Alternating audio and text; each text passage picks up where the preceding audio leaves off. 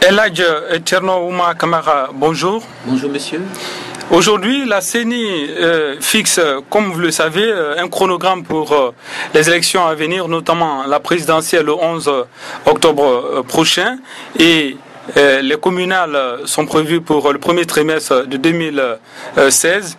Quelle est la position de votre parti, de votre bloc en tout cas par rapport à ce chronogramme, quand on sait déjà que c'est un chronogramme qui divise la classe politique guinéenne? Ma position, d'abord je commence par vous donner les sentiments que j'ai, c'est que je suis triste et malheureux en voyant ce qui se passe chez nous. Je ne sais pas pourquoi, peut-être ce serait trop dire que je ne sais pas. La CENI, je ne comprends pas qu'ils aillent dans ce sens parce qu'ils savaient pertinemment que ça allait poser problème, parce que l'opposition politique n'a pas cessé de réclamer et de le dire haut et fort et partout où cela était nécessaire, que cela ne marcherait pas. Alors pourquoi ces gens-là s'amusent à envoyer notre pays à l'abattoir? Ils le font exprès. Mais vous savez quelle est leur idée derrière?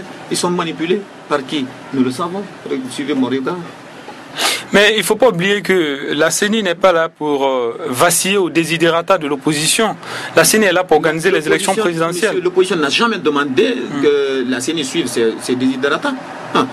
La CENI n'a pas à décider des choses qui vont à l'encontre de la loi.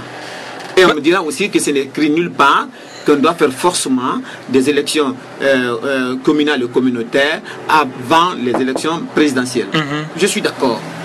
Mais où est-il écrit qu'il faut faire des élections qui ne sont pas arrivées à échéance avant celles qui sont déjà arrivées à échéance? Vous pensez... Il y a une petite logique quand même, surtout en plus que ça a été dénoncé. Et nous savons que cela possède des calculs qui ne sont autre chose que des calculs de dessein de vouloir faire réélire Alpha Condé à la tête de ce pays. Ce n'est rien d'autre.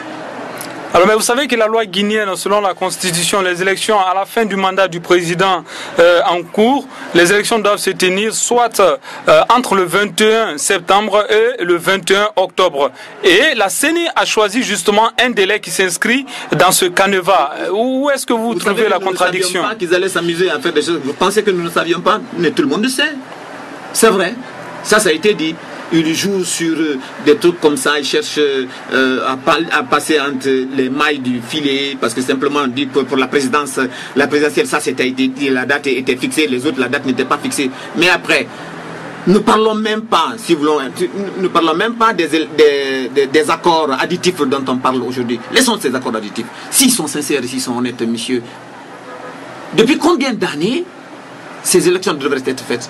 Il y a combien d'années nous avons déjà dépassé le délai prescrit par la loi? Faut-il attendre qu'on écrive encore dans la constitution guinéenne que le communal... Donc ça veut dire que comme ça n'est pas dit qu'à telle date ça doit être fait ou dans telle proportion de délai ça doit être fait, alors on peut se permettre de ne pas le faire. L'opposition dite républicaine dit que les présidents de délégation sont là justement pour servir de relais aux instructions du président sur le terrain. Est-ce que c'est votre avis vous aussi? Je pense que d'abord je voudrais qu'on rectifie une chose. Chaque fois qu'on dit opposition républicaine, les autres opposants ne sont pas des maquisards. Ça, cette appellation-là, qui me paraît un peu trop, je ne sais pas, galvaudée, on ne peut pas.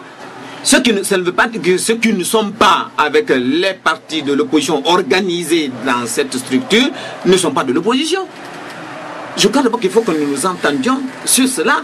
Le Guinéen lambda qui marche dans la rue, qui est déçu aujourd'hui de ce que le professeur Alpha a fait subir aux Guinéens pendant ces 4 années passées, est de l'opposition, il n'est pas d'accord, de ce qui se passe. Donc vous pensez que tous les Guinéens sont déçus de la gestion de l'État par Alpha Condé? Je veux dire que tous les Guinéens, ce serait peut-être trop dit, ce serait exagéré, parce qu'il y a bien des gens qui se beurrent là, qui sont actuellement au beurre, et pour lesquels les intérêts de l'ensemble du peuple ne les intéressent nullement pas. C'est ce qui les intéresse, ce qu'ils sont en train de faire aujourd'hui, ce dont ils profitent aujourd'hui. Ça serait trop dire qu'il y a tous les Guinéens, mais la majeure partie des Guinéens est vraiment déçus. Et c'est ça la vérité. Et c'est cela que nous avons estimé que là, désormais dans l'opposition, nous allons me mettre en marge des partis politiques. Je ne dirais pas au-dessus, mais en marge des partis politiques, pour créer notre mouvement que nous allons dénommer lors de notre dernière réunion, qui va s'appeler le MODEF, le mouvement des déçus et des frustrés du régime Alpha Condé. Et nous allons, je crois, ratisser large pour la simple raison que nous savons que même dans le camp de Alpha Condé, même à l'arc-en-ciel, Dieu seul sait combien il y a de déçus chez eux.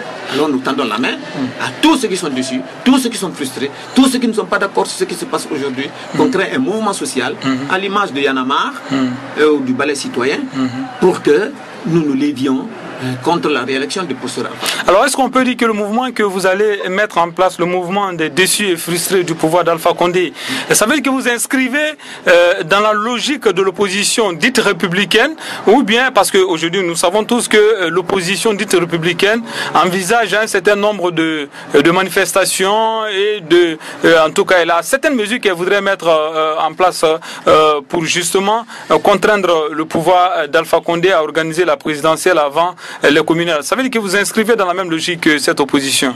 L'opposition que vous appelez dite républicaine, non seulement nous sommes d'accord sur le fait que ce soit des opposants, parce que nous le sommes désormais, mais il y a aussi le fait que s'ils ont décidé de faire ce qu'ils ont fait, c'est une stratégie c'est une stratégie, n'est-ce pas?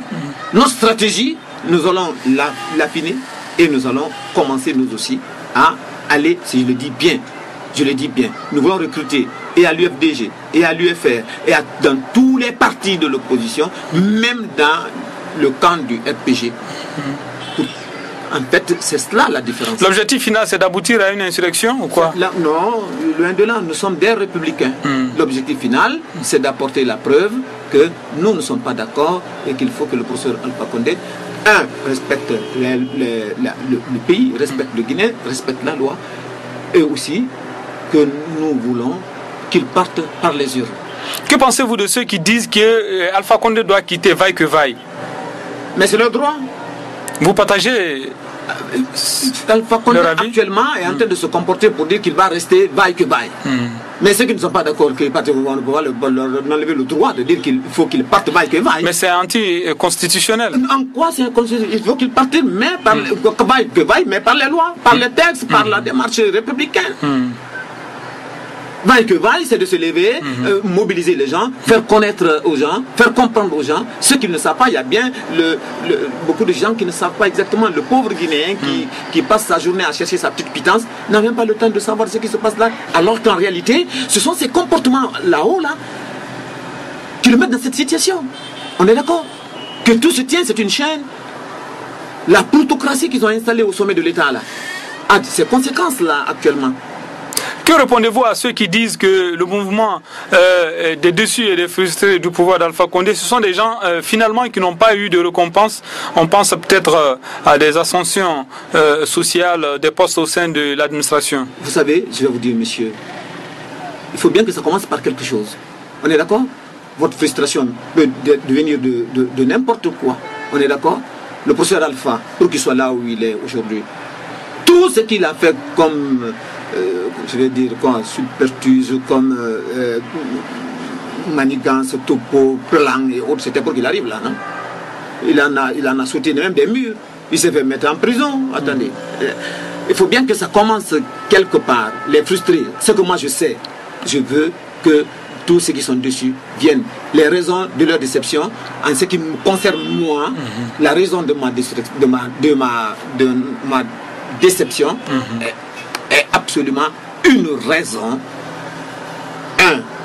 des constatations empiriques que nous faisons de sa gestion, de l'homme. Nous avons été déçus par l'homme. On a signé un protocole d'accord avec le professeur Alpha Condé en 2010.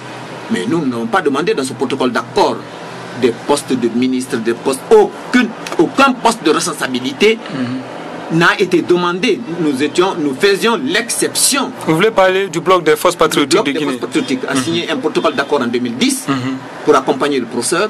À l'issue d'une longue discussion avec lui, et nous nous sommes accordés sur des points clairs. Et ces points-là n'étaient autre chose que nous souhaitions, en passant par l'application de ce sur quoi nous convenons, à un mieux-être pour les Guinéens. Mais pas parce que nous avons souhaité à l'époque être des ministres, être des secrétaires généraux ou être des préfets ou je ne sais quoi encore, j'en passe. Non, nous on n'a rien demandé. On a dit qu'il lutte contre la corruption. On a dit qu'il lutte contre l'insécurité. Nous avons dit qu'il lutte contre le grand banditisme. Nous avons dit qu'il a la réforme de révision des constitutions minières, de révision de contrats miniers. Nous avons dit qu'il mette même notre constitution aujourd'hui qui a été signée par un seul homme au référendum pour lui conférer une légitimité. Alors aujourd'hui, il a fait quoi? Aujourd'hui, dans votre constat, vous estimez que rien n'a été fait sur par rapport à l'amélioration des conditions de vie des Guinéens, par rapport à la révision des contrats miniers dont vous parlez? Très bien. Il a fait des tentatives. Mais c'est pour ça d'ailleurs que quand on me demande, mais pourquoi vous avez été jusque maintenant? Quand on voit le combat qu'il a eu avec Benny Steinmetz par rapport à BSGR, vous pensez que tout ça, ce n'est rien? Je suis d'accord avec vous, monsieur. Je dis bien que ce qui a été fait, s'il a été fait, il a été même mal fait. Même les conventions minières, il a tenté. C'était tout à fait légitime de sa part de revoir ces conventions. Mais la façon dont ça a été fait a créé plus de mal, plus de problèmes que ça n'en a résolu. C'est comme la réforme des services de sécurité et de défense. Il est allé très loin jusqu'à, je lui donne même, je tire le chapeau de pouvoir mettre même à la retraite plus de 4000 militaires. Ça c'est une chose extraordinaire qu'on voit rarement, certainement. Mais savez-vous qu'il n'y a pas eu de mesures d'accompagnement n'ont pas suivi et qu'il y a là-bas aujourd'hui des frustrés, des gens qui se sont retrouvés dans la nature aujourd'hui sans pouvoir manger? Donc vous voulez capitaliser tous ceux qui sont déçus par Alpha Condé pour essayer de réunir, fédérer et avoir une synergie de tous ces déçus. Parce que moi, ce dont nous parlons, la déception vient des choses que nous avons eu à constater. Je ne dis pas, je dis bien, moi, Elhadji Thierno Oumar Kamara, je ne dis pas, il paraît qu'il a fait ça. Je ne dis pas, il semblerait qu'il aurait fait ça. Non, je dis avec certitude, avec preuve à l'appui, il a fait ça. Et nous sommes des rares à pouvoir apporter des preuves de ce genre-là. Alors aujourd'hui, si l'opposition dite républicaine fait descendre ses militants, vous allez les accompagner ou bien vous allez rester en marge? L'opposition fait descendre ses militants dans la rue, dans le cadre d'un truc organisé pour protester, il n'y a pas de raison que le bloc ne fasse pas partir de ça. Nous ne voulons rien casser, nous ne voulons rien brûler, nous voulons rester dans la stricte légalité. Nous avons estimé qu'au moment où nous nous sommes battus avec lui, et pour lui, pour qu'il soit là où il est, nous avons essayé, autant que faire se peut, de rester républicains et légalistes. Aujourd'hui, si nous devons débattre pour qu'il parte, nous ferons en sorte que cela soit fait dans ce cadre-là. Alors, dernière question, M. Kamara. Aujourd'hui, nous savons qu'il y a aussi l'épidémie de la fièvre hémorragique à virus Ebola qui sévit dans le pays. Est-ce que vous ne pensez pas que toutes ces manifestations de rue pourraient avoir des conséquences néfastes sur la stratégie de riposte rapidement? Contre Ebola? Justement. C'est tout cela qui est malheureux dans notre pays. Vous savez pourquoi je parle de malheur? C'est parce que je constate que toutes les occasions sont faites pour ceux qui sont de mauvaise foi pour agir dans le sens de leur intérêt, pas le sens de l'intérêt de ce pays-là. Supposons que cela soit une vérité. Pas que c'est une supposition, que c'est une vérité. Ebola est une vérité. Ebola existe. Ebola tue. Et nous devons prendre des mesures draconiennes pour éviter de travailler, pour éviter de créer encore d'autres contaminations. Nous sommes d'accord. Alors, si sortir dans la rue, c'est un acte qui peut augmenter la contagion et autres, alors l'opposition trouvera une solution. Ça, je vous le dis parce que ce sont des gens suffisamment responsables, qui aiment ce pays et qui, certainement, n'accepteraient pas d'envoyer leurs militants à l'abattoir, même si ce serait à l'abattoir de Ebola. Elhadji Thierno Oumar Kamara, merci d'avoir répondu à nos questions. Merci.